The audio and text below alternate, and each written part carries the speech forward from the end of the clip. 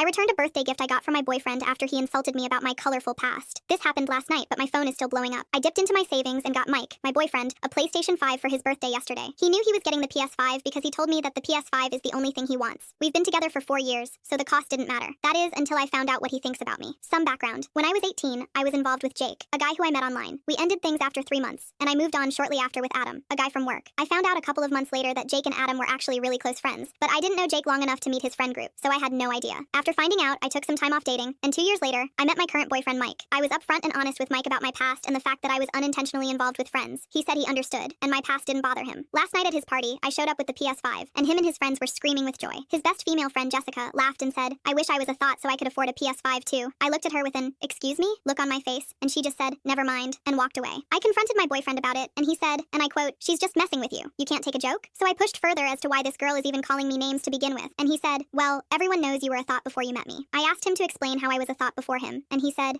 messing with best friends? He then patted me on the shoulder and said that it's okay because I'm not who I was back then, and if he could get over my colorful past and thought mentalities to give me a chance, then I could get over Jessica's comments and give her another chance. I didn't say anything. I just got up, took the PS5 from the gift table, and left. He was pissed. He literally called me like 20 times, but I didn't care. I was so hurt that I took the bow off and took it straight back to the store I got it from. They happily refunded it. I thought that was done, but Mike and all his friends, including Jessica, are berating me for being petty, and they're all saying I brought this on myself by making poor choices. I responded to Mike and told him that he deserves better than me, so find someone who wasn't a thought and get the PS5 from them because I returned it. He started screaming how I'm the biggest AH for returning it, and how I should be happy he ignored my colorful past. I'm thinking maybe taking it back went too far.